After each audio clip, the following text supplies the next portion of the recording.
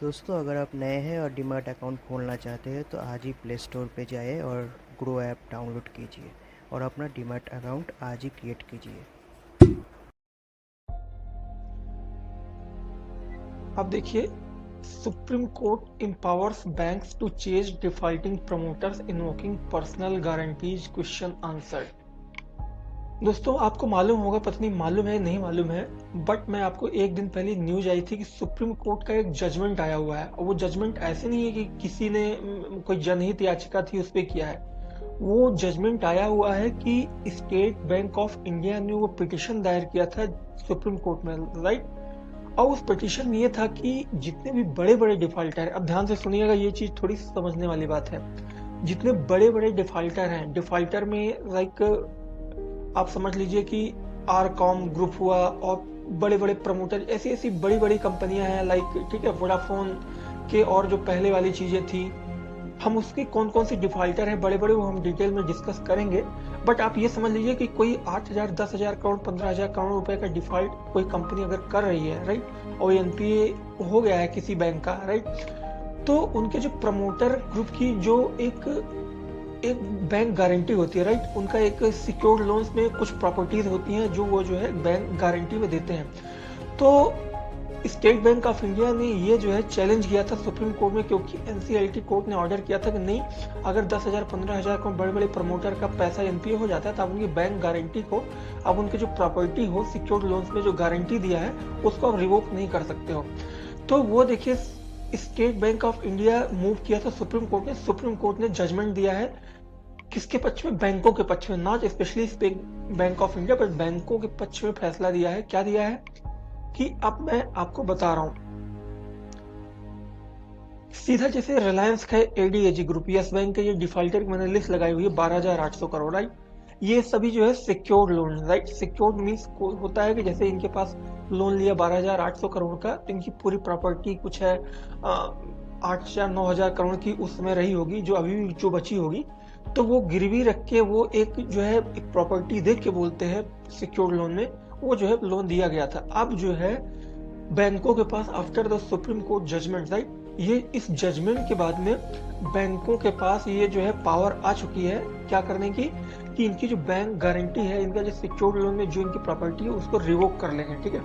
अब बैंकों के पास स्पेशल पावर आ गई। इससे क्या होगा कि जो भी बड़े बड़े डिफॉल्टर, आपकी आज की डेट में आपको मालूम होगा कि सबसे बड़ा एनपीए किसी बैंक का है कि वो 50,000 करोड़ रुपए के आसपास है, यस बैंक का। यस बैंक का इस न्यूज को बहुत ज्यादा जरूरत थी। आगे आने वाले दिनों में आपको इफेक्ट पड़ता हुआ दिखेगा, और कल की डेट में आप मान के चलिए कि आगे आने वाले दिनों में ये बैंकों को, स्पेशली यस बैंक को, इतनी ज्यादा पावर मिल चुकी है कि ये जो बड़े बड़े डिफॉल्टर हैं, मठाधीश लोग, 8,400 करोड़, 12,800 करोड़, 4,375 करोड़, ये सब प्रमोटर हैं। और ये अनिल अंबानी ग्रुप, ये जो है प्रमोटर है इनके, एसएल ग्रुप के प्रमोटर आपको मालूम होगा कि कौन है, चंद्रा जी, डीएचएफएल, वाधवन, जेट एयरवेज, आपको मालूम होगा ये बड़े बड़े पैसा लेके जो डूब गए हैं। तो इनकी प्रॉपर्टी को अब जो है पेमेंट का अब हिसाब लगाया जाएगा।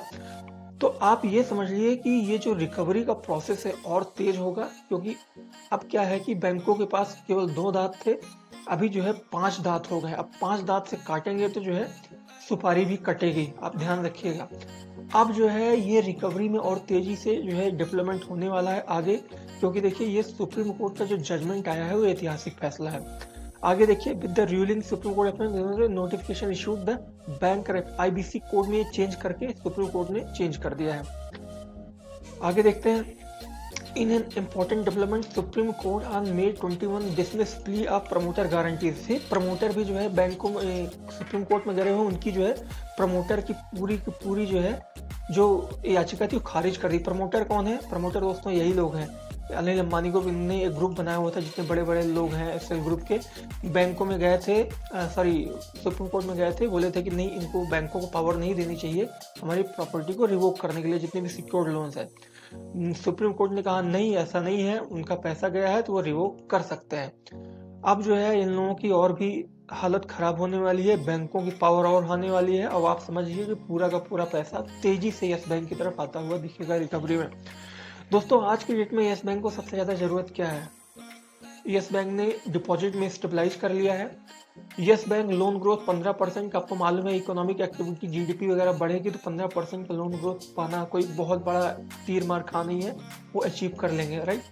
दूसरी चीज़ है, सबसे बड़ा चैलेंज है यस बैंक के सामने रिकवरी, और रिकवरी में अगर आप जो है किसी तरह का इम्प्रूवमेंट होते हुए दिखेंगे।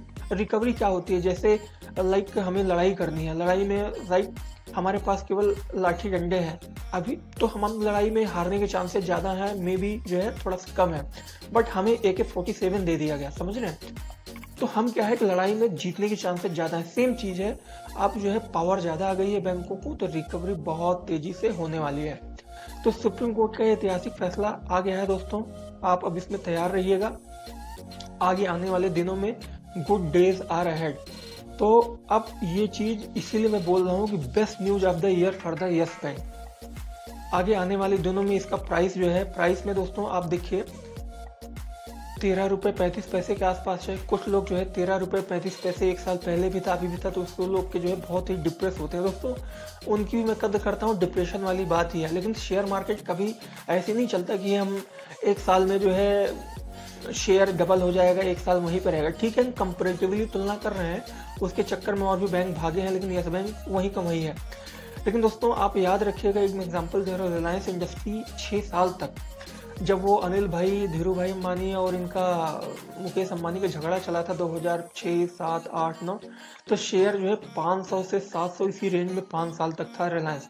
बाद में वो झगड़ा शांत हो गया, बिजनेस स्टेबल हो गया, बिजनेस बढ़ना शुरू हो गया, तो रिलायंस इंडस्ट्री आज कहाँ पे है, 1 साल के अंदर डबल हो गया था, राइट, 1500। तो आप याद रखिएगा, यस बैंक इतना 5 साल नहीं लेगा, लेकिन अभी 1 ही साल बीता हुआ है। आगे आने वाले दिनों में रिकवरी जैसे बढ़ेगी, ये शेयर बहुत तेजी से ऊपर की तरफ जाता हुआ दिखेगा। हम डिटेल में नहीं जाएंगे, कल की डेट के लिए क्या होगा, ये होगा, वो होगा, तो जो है डिलीवरी 35% हुई है, हम 1-2 दिन के लिए बात नहीं कर रहे हैं, ये हम बात कर रहे हैं आगे आने वाले 1 ईयर के लिए। 1 ईयर में शेयर प्राइस जो है अभी रिकवरी जिस हिसाब से तेजी से होने वाली है दोस्तों, इकोनॉमिक रिकवरी एक्टिविटी भी तेज से होने वाली है, लोन ग्रोथ भी बढ़ने वाली है, तो आप देखिए पैसा बहुत तेजी से यस बैंक के बैलेंस शीट में आएगा, और फिर यस बैंक बहुत तेजी से ऊपर की तरफ भागना शुरू करेगा। तो मेरा ख्याल है दोस्तों, मैं बहुत लोग पूछते हैं सर 1 साल का टारगेट बताइए, आज से 1 साल का टारगेट, तो मैं अपना पर्सनल ऐसा व्यू बता रहा हूँ, बिल्कुल लॉजिकल टारगेट, और बिल्कुल ही जैसे मुझे लगता है कि अभी चल रहा है मई 2021, तो मई 2020 तक मुझे नहीं लगता कि ये बिलो 30 के नीचे ट्रेड करेगा। आफ्टर मई 2022 ये जो है ऊपर 30 के ऊपर ट्रेड करना चाहिए, ऐसा हमें लगता है, और जिस हिसाब से डेवलपमेंट मुझे दिख रही है। बाकी ये मेरी पर्सनल राय है, इसमें मैं ये नहीं बोल रहा हूँ कि ऐसा जाएगा ही जाएगा, लेकिन ये ऐसा मुझे एक्टिविटी जिस हिसाब से है वो मैंने आपको बता दिया, बाकी आपकी मर्जी। तो दोस्तों ये बहुत ही बड़ी खबर आ रही है, सुप्रीम कोर्ट के जजमेंट है, जितने प्रमोटर ग्रुप है ये पूरा पैसा आने की उम्मीद ज़्यादा बढ़ी है, और सुप्रीम कोर्ट का ये जजमेंट जो है ऐतिहासिक फैसला है। बाकी आप आगे आने वाले दिनों में इसके शेयर प्राइस पे क्या इम्पैक्ट होगा, हम आगे आने वाले दिनों में देखेंगे। तो दोस्तों इस वीडियो में इतना ही। दोस्तों अगर आप नए हैं और डीमैट अकाउंट खोलना चाहते हैं तो आज ही प्ले स्टोर पे जाइए और ग्रो ऐप डाउनलोड कीजिए और अपना डीमैट अकाउंट आज ही क्रिएट कीजिए।